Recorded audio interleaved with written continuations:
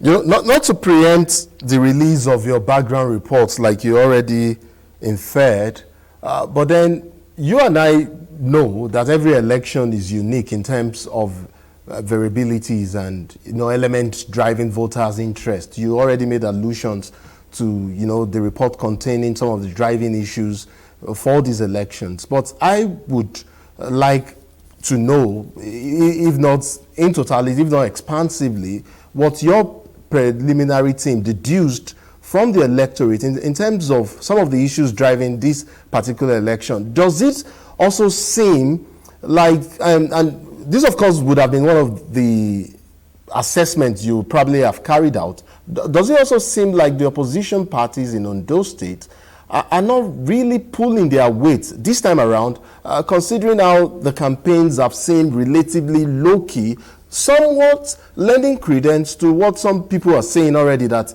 this particular vote is being determined by other factors beyond the ballot box. Did you glean that much during your assessment?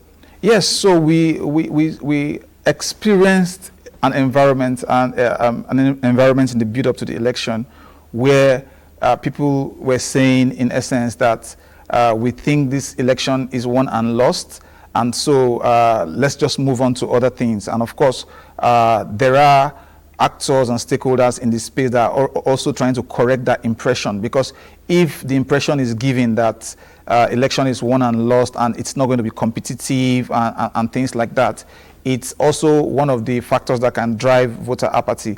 So in terms of our own assessment, we saw that coming out strongly. Then in terms of our interaction with the political parties, we had a very robust interaction.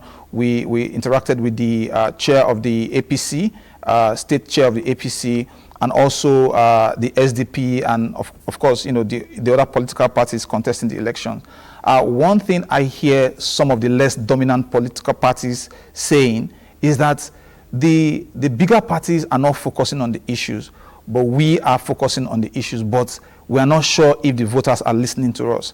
So, for instance, some of the less dominant political parties, kind of talk about the fact that they've been able to put out a clear-cut manifesto out there in terms of, if they have the opportunity to govern, what they will do. But their fears is like, are the voters listening?